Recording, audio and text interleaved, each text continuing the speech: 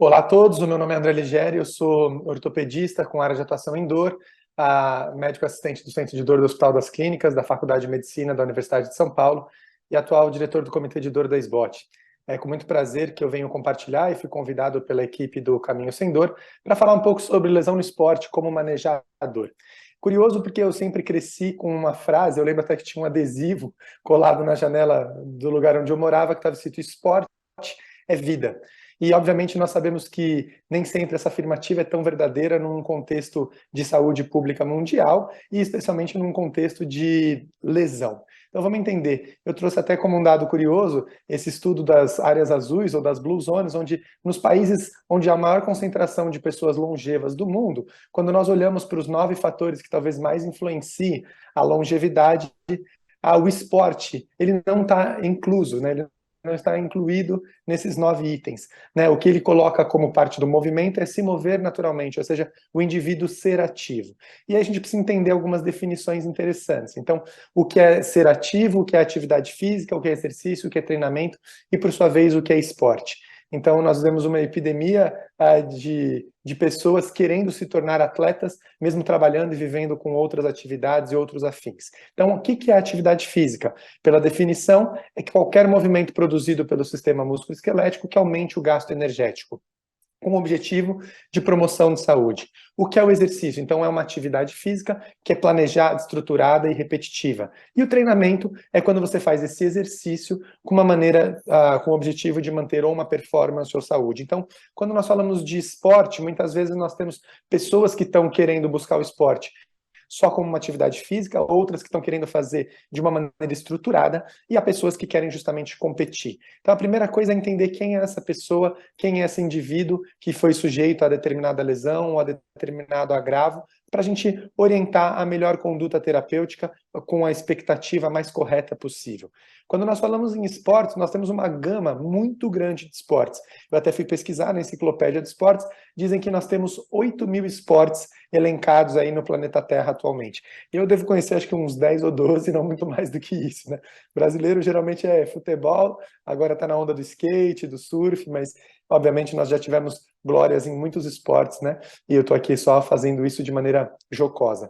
Mas o fato é que alguns desses atletas, eles são forçados, então eu vou fazer aqui algumas transições entre o que é um pouco de medicina esportiva voltada para os atletas, o que é um pouco de lesões esportivas. Algumas pessoas criam e são forjadas na regra do 1/3.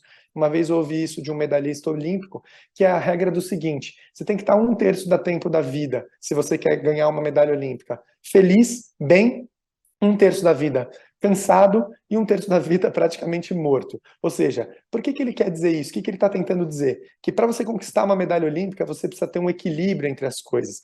Você precisa conseguir ter momentos de prazer, momentos de exaustão e momentos de muita exaustão. Porque isso quer dizer que você está levando o seu corpo cada vez mais a um limite maior, mas tentando respeitar um pouquinho a fisiologia. É claro que na prática a gente acaba vendo muitos erros na maneira como é conduzida essa regra, é uma regra totalmente empírica, né, que é passada de geração em geração, para tentar fazer esse equilíbrio razoável e tentar criar uma resiliência, uma construção de atletas de alta performance. Então, a gente vai tentar dividir ao longo dessa fala um pouquinho o que é um atleta de alta performance, o que é um indivíduo que tem os seus afazeres, mas que quer buscar na atividade física com prazer e acaba se machucando, e como é que a gente tenta lidar com isso da melhor maneira possível. Esse aqui até coloquei, né, nesse contexto, uma imagem de um curso. Isso é um curso que dá para você fazer na internet sobre como construir, né, resiliência e resistência à lesão em atletas de alta performance. Isso é muito interessante. Quando a gente fala em construção disso, em modificação disso, nós estamos modificando estruturas dentro do sistema nervoso central. Então, falar de atividade física, falar de esporte hoje, sem comentar o papel da neuroplasticidade induzida pela atividade física, nós estaremos deixando de lado uma alteração muito importante e significativa, especialmente depois no contexto da dor, que a gente vai contextualizar melhor essa plasticidade.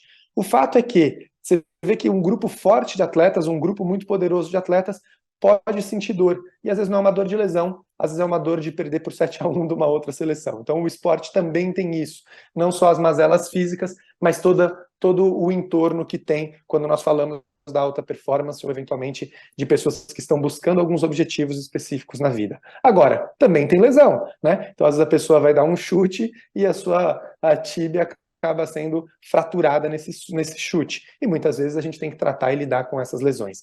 Que tipo de lesões são mais comuns no esporte? Então, nós temos as contusões, os entorses, os estiramentos, as contraturas, né, as luxações, subluxações, as lesões musculares, então, que é, né, num grande grupo onde entram os estiramentos, as contraturas, as fraturas e várias outras lesões também que não estão relacionadas aos sistemas músculo-esqueléticos. Então, tratar a lesão no esporte, especialmente aquelas que geram sintomas dolorosos, é muito importante o conhecimento de todas as patologias, de como elas funcionam, de qual é a fisiopatologia de cada uma dessas lesões e como que elas funcionam do ponto de vista de reabilitação e recuperação.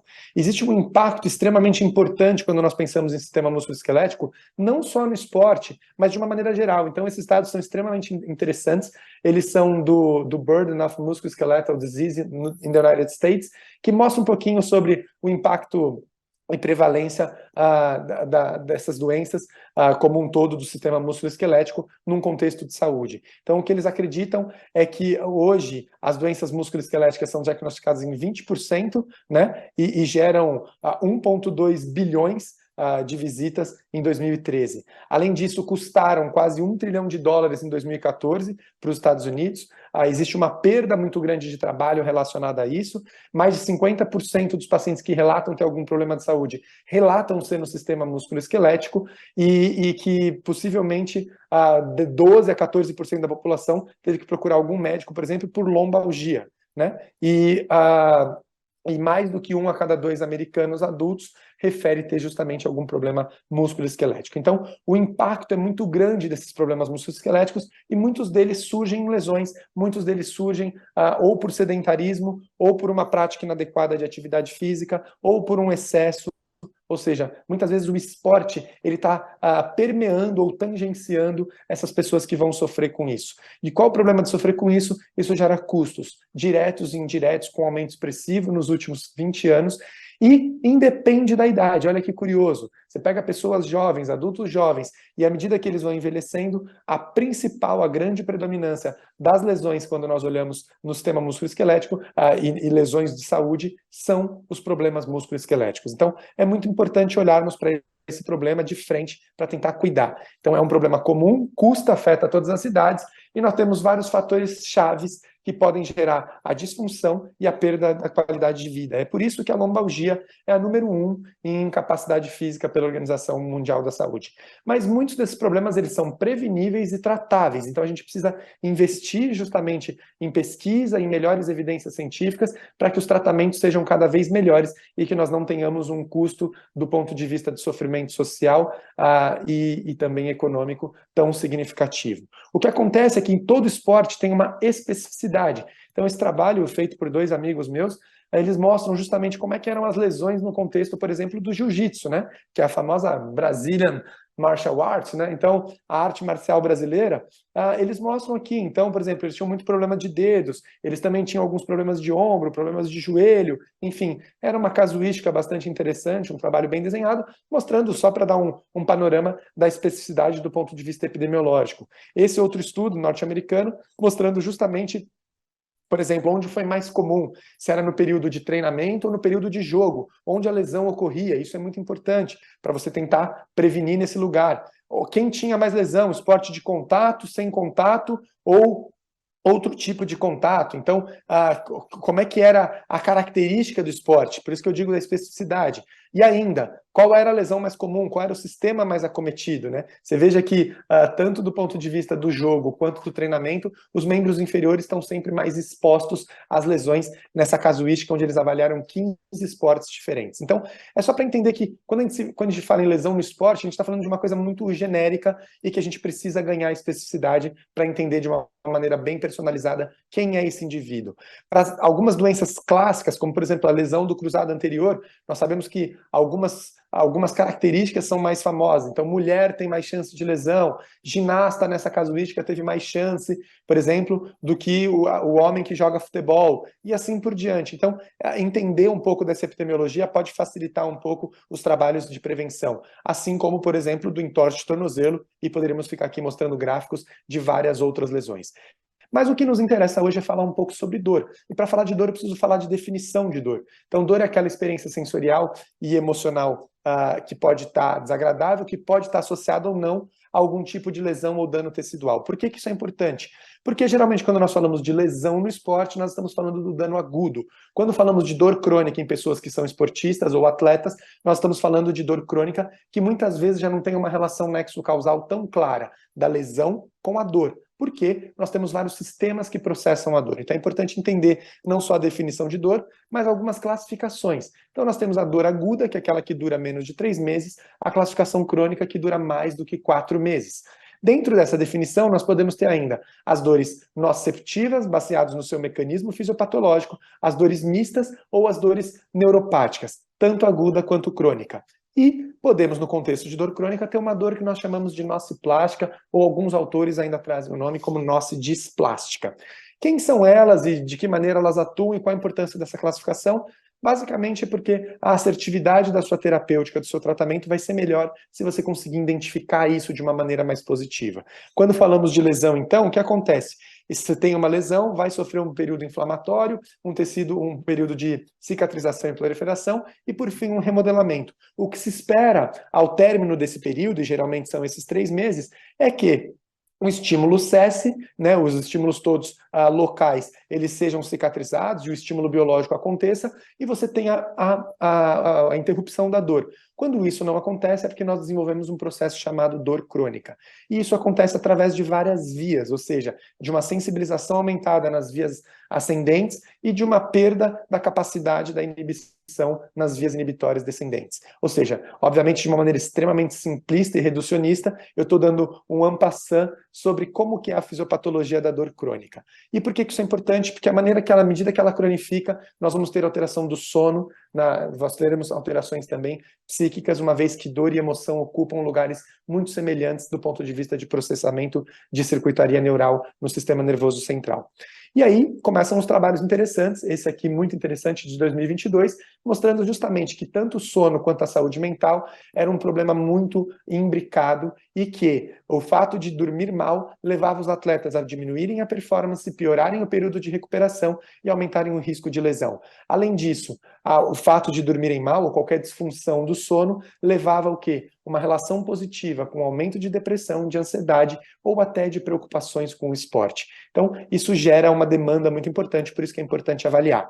Quando a gente vai tentar destrinchar e entender quem é nociceptivo, quem é mais neuropático, quem é nociplástico, nós temos algumas maneiras e ferramentas. Então, na história, se teve trauma, se não teve, se está associado com edema, com inchaço, vai para mais nociceptivo, inflamatório, se tem alguma maneira de acontecer, tipo, de maneira paroxística, a dor, então isso pode ser um pouco mais neuropática. O descritor da dor é muito importante, existem ferramentas que avaliam isso, então o DN4 apresenta uma ferramenta muito importante. Se tem associação com estresse psíquico, e aí eventualmente entra um componente de dor nociplástica, e a associação dessas dores que é a dor mista.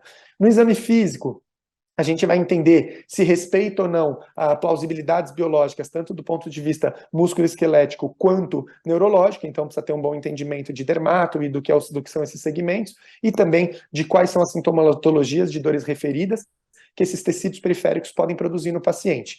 E, obviamente, se a gente começa a entender que tem síndromes hemissensitivas, ou então de corpo todo, ou de hemicorpo, ou de paracorpo, né, a gente vai entender que isso pode estar caminhando para um caminho mais de dor nociplástica, e o tratamento vai ser diferente. Então, quais são os sintomas que agravam, quais são os que melhoram, se a carga melhora ou piora, se o tipo de atividade, se é o calor ou o frio, se tem fatores psíquicos, catastrofizadores, se tem aquela questão do medo, evitação mais prevalente, então mais consistente. Então, todas essas variáveis precisam ser avaliadas, nós temos questionários e ferramentas e uma série de estratégias para avaliar isso de uma maneira adequada, e o sono também é uma variável que tem que ser consentida.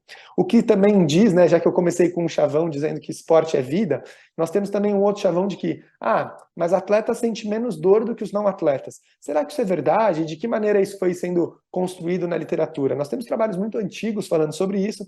Eu trouxe aqui um trabalho de 2012, né, atual, segundo o tema, mas mostrando justamente que aquelas pessoas que praticam atividade física, quando comparadas às pessoas sedentárias, elas têm sim uma percepção dolorosa diferente. Então, isso é muito legal de entender, que possivelmente os mecanismos são um pouquinho diferentes na maneira de se processar ou de interpretar aquele estímulo conhecido como um estímulo doloroso.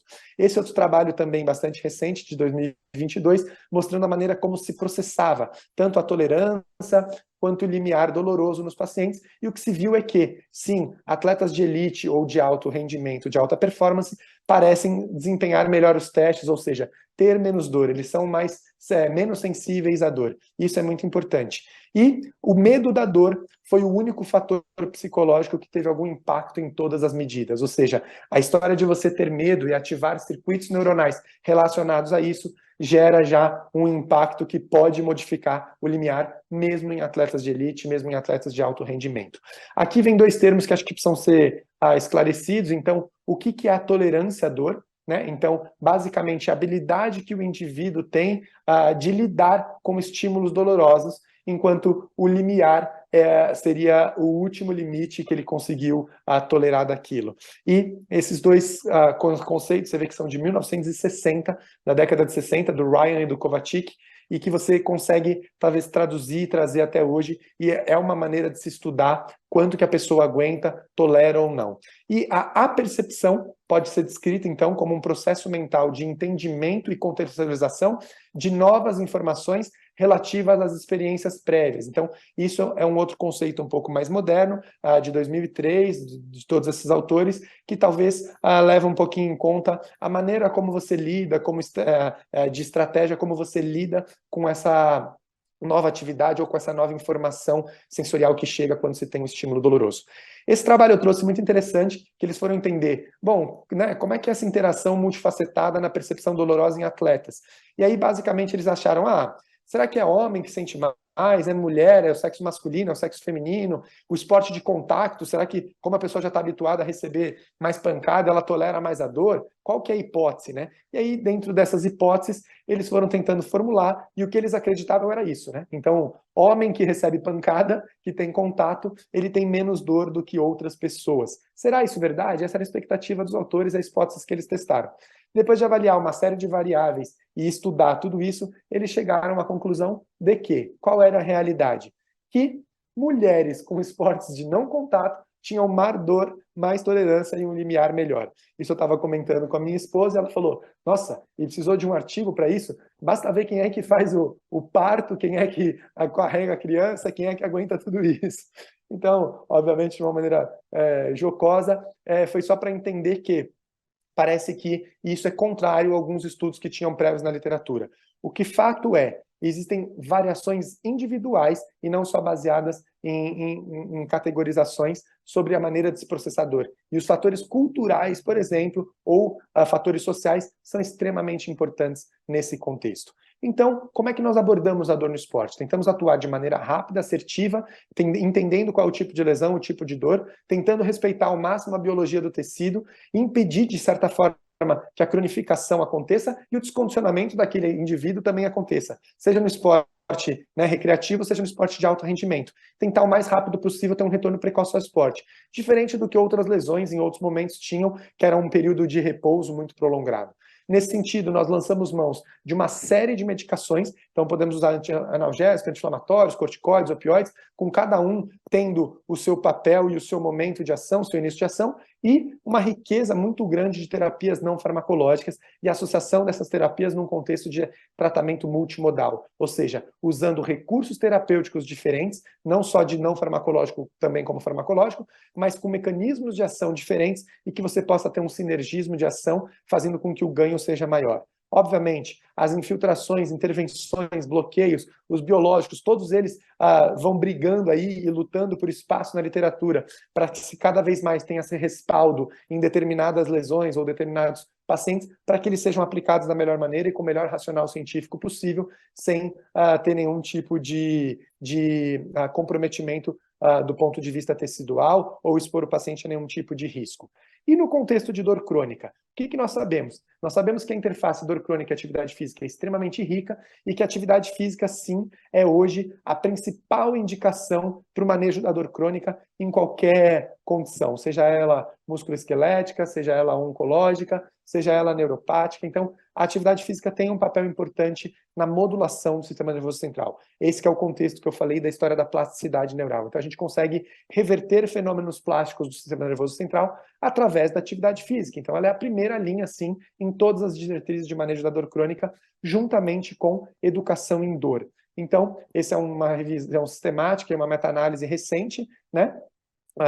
Mostrando justamente que essa história de combinar educação em neurociência com exercícios para dor crônica talvez tenha um bom desfecho, ou seja, é uma boa combinação. Como fazer isso? Eu acho que ainda é uma estratégia que a gente precisa aprender e individualizar cada vez mais, especialmente para o público latino-americano. E por que a atividade física funciona? Eu falei da plasticidade neuronal, mas eu também podia falar, por exemplo, dos subgrupos macrofágicos que a atividade física proporciona. Então, nesse estudo onde ratos sedentários foram comparados com ratos ativos, nós tivemos um predomínio de formação de macrófagos do tipo M2, ou seja, com potencial anti-inflamatório no local da lesão. Então, isso é muito importante, tentar, né, levar para uma proliferação ou para uma sinalização celular que gere analgesia e não dor. Isso é muito comum, e o outro mecanismo que acontece também, que foi descrito no artigo da Kathleen Sluka, mostrando que em indivíduos sedentários, o sistema inibidor opioide ele não está funcionando de maneira adequada. E quem faz atividade física regular pode ter uma potencialização do sistema inibitório opioide, e não só isso, mas da via inibitória descendente. Então, esses são hoje caminhos que nós entendemos do ponto de vista neuronal. Existem várias outras explicações, existem mais de 30 explicações do porquê que a atividade física pode regular a dor. E, obviamente, na dor crônica, aqui que nós vamos usar todos aqueles agentes que comentamos, todas aquelas ferramentas que comentamos num contexto de estratégia multimodal, sabendo que cada uma dessas ferramentas entrega um resultado em prazo diferente. Então, se eu dou uma aplicação de corticoide, em dias ou horas o paciente vai ter resultado. Quando eu estou começando com uma prática de mindfulness, leva um pouco mais de tempo para isso acontecer. Então, eu preciso entender quem é o paciente, qual é a pressa que eu tenho um contrato com alta performance, eu não tenho, eu tenho uma ansiedade para retorno ao esporte, o que eu tenho? E aí alinhar a expectativa com o paciente é o melhor caminho. Onde eu sugiro uma releitura boa, Tratado de Dor Musculoesquelética da SBOT, nós estamos com a segunda edição recente, e aqui no Tratado de Dor, Reabilitação e Atividade Física, que é um resumo muito grande das terapias não farmacológicas, desenvolvido ao longo aí de um trabalho de 20 anos dentro do Hospital das Clínicas da Universidade de São Paulo. Obviamente, novamente, as infiltrações e aplicações, elas entram como possibilidades, e aí é um mar de conversas, de controvérsias e uma série de polêmicas que nós podemos discutir, mas, do ponto de vista físico, hoje o que a gente vê que a gente pode entrar por abordagens puramente mecânicas, por abordagens mais voltadas para o sistema nervoso central. Então, no contexto de abordagem mecânica, a gente pode ir para um programa de facilitação e inibição da musculatura, interferência ou não das adaptações motoras, ver se tem comportamento motor volitivo, se isso está acontecendo ou não, para ver se tem medo, se tem cinesiofobia associada, como é que estão as cargas teciduais. Então, são pequenas estratégias para tentar otimizar a reabilitação desses pacientes. E lembrar que pacientes diferentes podem ter a mesma lesão e às vezes a gente não pode tratar da mesma maneira. Por isso que personalizar o tratamento é uma condição sine qua non para o bom resultado. Hoje a gente entende que a atividade física ela deve ser importante na reabilitação dos pacientes com dor crônica, especialmente por esse alvo que nós temos no sistema nervoso central e pelo entendimento de que a dor vai muito além da nocecepção. Ela envolve o comportamento doloroso e uma modificação de todo o processamento motor dentro do cérebro desse indivíduo. Então nós vamos trabalhar a atividade física tentando ajustar um comportamento alterado, tentando diminuir o medo e evitação e gerar um controle motor muito mais adequado ou muito menos lesivo, muito menos nocivo. Bom, e nos atletas de alta performance, como é que nós tratamos e quais são os cuidados que nós temos que ter? Lembrar justamente das dores, que podem ser lesões traumáticas, lesões degenerativas, podem ser lesões por sobrecarga ou overuse, lesões subagudas recorrentes e que precisarão ter uma avaliação toda especial. Eu digo que isso acontece nos atletas, mas também acontece nos não atletas. Então, de novo, a única maneira de entender tudo isso é entender quem é o paciente de uma maneira sistêmica. Então, você tem que olhar para o lado metabólico, tem que olhar para o lado psíquico, tem que olhar para o lado físico, social, cultural, para tudo isso. Porque na cabeça do atleta, o que acontece? Ele está preocupado com a periodização, se é um atleta olímpico, com o ciclo de 4 anos, o que ele tem comido, o que ele tem suplementado, como é a biomecânica, quais são os fatores psicológicos, ele está bem seguro do ponto de vista de ambiente, ele está com contratos regulares, ele recebe dinheiro. Então nós moramos no Brasil, onde vários dos atletas olímpicos dependem de um outro emprego, ou depende de uma bolsa atleta, ou depende eventualmente de um patrocinador privado. Então, as condições todas influenciam, sim, se o paciente vai ter ou não lesão. Esse é um documento muito importante, uma revisão de 2022, mostrando que todos esses fatores são fatores de risco para o desenvolvimento de lesão. E, no contexto de tratamento, o que nós temos? Nós temos uma agência reguladora, né, que acaba limitando um pouco algum acesso de algumas substâncias, que é a UADA, que é a Agência Internacional, a Agência Mundial Antidoping, que emitiu uma nota recente com algumas modificações. Então, que tipo de substância ela proíbe? Então, ela proíbe os narcóticos, ela proíbe os glicocorticoides, ela proíbe a manipulação de sangue, ela proíbe os canabinoides, e isso era da recomendação antiga, e excetuando-se o canabidiol, continua a proibição, então, do THC, isso é uma atualização de 2023, saiu recentemente na UADA, mas continua a proibição do uso do THC. Eu trouxe aqui alguns dados bastante interessantes a respeito dos Jogos Olímpicos que aconteceram no Rio e quais eram os medicamentos mais utilizados. Então, o que mais se utilizava nos atletas eram os anti-inflamatórios. Então, diclofenac, ibuprofeno, em terceiro lugar, o paracetamol. E havia um questionamento muito interessante relacionado ali ao que os médicos, de uma maneira geral, faziam. Então, a maioria dos médicos prescreviam anti-inflamatório para qualquer lesão, tanto para as dores mais leves, quanto para as dores moderadas, quanto para as dores severas. Nas dores severas, o que mudava é que você, ao invés de fazer um anti-inflamatório oral, você fazia ele injetável. Então, era isso que mudava. O uso de opioides era muito baixo, muito pequeno, talvez um pouquinho nas dores muito fortes, eles usavam um pouquinho de opioide. O uso de paracetamol era bem indicado nas dores leves a moderadas. Paracetamol, nós temos uma série de interrogações e críticas a ele, mas obviamente nós estamos falando aqui do Comitê Olímpico Internacional, então o uso da dipirona ele acaba desaparecendo, mas no nosso país é muito comum o uso da dipirona como analgésico. Mas aqui é basicamente para ter uma ideia do que acontecia do ponto de vista de uso de medicações. E quais eram os tratamentos não medicamentosos preferidos no contexto dos esportes? Então, era sempre fisioterapia e massagem, os dois, e aí a estimulação elétrica também quando as dores eram mais intensas. E desativação de ponto gatilho, liberação miofascial, outras técnicas também eram utilizadas por esses atletas. E aí o que eu achei interessante de trazer, especialmente nesse contexto, era assim, uma pergunta que eles fizeram aos médicos. Você acha que a classificação da UADA hoje, das substâncias proibidas, ela limita a sua prescrição? Limitava em 50% dos respondedores. E 60% dos respondedores médicos também acreditava que o uso de opioides, por exemplo, podia piorar a performance do atleta. E uma outra pergunta importante, já que o anti-inflamatório era tão prescrito, é assim, você acha que muda o tempo de uso ou a maneira como se prescreve o anti-inflamatório no atleta? 13% dos médicos acreditavam sim que deveria dobrar a dose, ou aumentar a dose, ou prescrever de maneira diferente. Então, veja como nós precisamos trabalhar muito na questão da educação médica nesse sentido. 7% dos entrevistados, que eram os médicos, acreditavam sim que a prescrição deles poderia gerar uma prevenção no desfecho de dor crônica. Aqui é uma outra diretriz também do Comitê Olímpico Internacional, mostrando que é possível de ser feito para que o jogador volte a jogar. Então, basicamente, ibuprofeno, naproxeno no cetorolaco, celecoxib, etoricoxib, para que você possa usar. E alguns agentes tópicos também são permitidos o uso para que você consiga voltar ao esporte de maneira rápida. Algumas outras substâncias que nós não temos à disposição no Brasil, exceto a morfina intravenosa, nós podemos fazer. O resto todas são opioides inalatórios intranasais que nós não temos à disposição no Brasil. Do ponto de vista de medicação para pacientes com dores nociplásticas ou dores crônicas neuropáticas, nós temos os anticonvulsivantes e antidepressivos, que estão nas primeiras linhas das diretrizes de dor neuropática, e nós temos também os PETs de lidocaína, capsaicina e possivelmente o tramadol como segunda opção aqui nesse consenso internacional. Nós sabemos que isso tem diferentes abordagens nos consensos de dor neuropática mundiais, mas é só para ter uma ideia mais ou menos do que o Comitê Olímpico tem falado.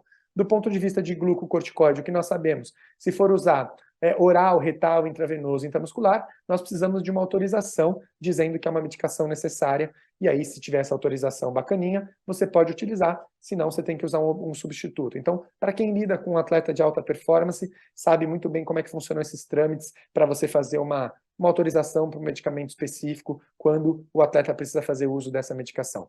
Aqui eu só trouxe a diretriz de manejo da dor neuropática francesa, mostrando, por exemplo, que nas dores centrais ou periféricas não localizadas, nós usamos então os duais, usamos os gabapentinoides e os tricíclicos. E nas dores localizadas, nós preferimos os PETs ou as terapias físicas como primeira linha. E estão todas permitidas nesse contexto de dor nociplástica no atleta pelo Comitê Olímpico.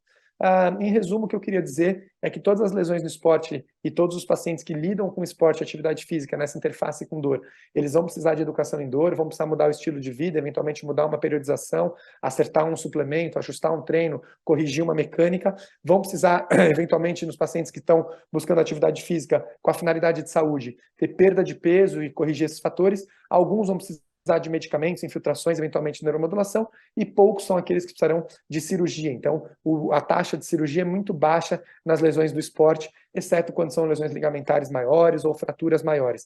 Mas as lesões musculares, que são as mais prevalentes e as mais comuns, poucas vezes necessitam de cirurgia. O que nós fazemos, então, é remediar ou fazer as intervenções todas necessárias para que o paciente possa ter uma reabilitação mais precoce possível e um retorno ao esporte da maneira mais fácil e sem grandes outros tormentos ou complicações. Sendo assim, eu encerro a minha fala dizendo e citando Hipócrates naquela sua frase, dizendo que antes de curar alguém, pergunta se ele está disposto a desistir das coisas que fizeram adoecer. E nesse contexto de esporte e atividade física, é um contexto muito importante, onde nós lidamos com uma série de crenças que são muito enraizadas, tanto na pessoa que é o esportista, quanto nas pessoas que gerenciam isso, então no educador físico, no fisioterapeuta, no preparador físico, no fisiologista, no médico, no nutricionista, todo mundo tem a sua crença a respeito daquilo. Tanto é que eu comecei a aula com uma crença, falando a regra dos 2/3, e basicamente o que acontece é que às vezes a gente precisa derrubar algumas crenças, fazer algumas práticas um pouco mais disruptivas para termos resultados diferentes. Se nós sempre fizermos as mesmas coisas, vamos chegar aos mesmos resultados. Óbvio que todas essas intervenções precisam ser muito pautadas e respaldadas no melhor embasamento científico que nós temos à disposição. Muito obrigado a todos e agradeço mais uma vez o convite.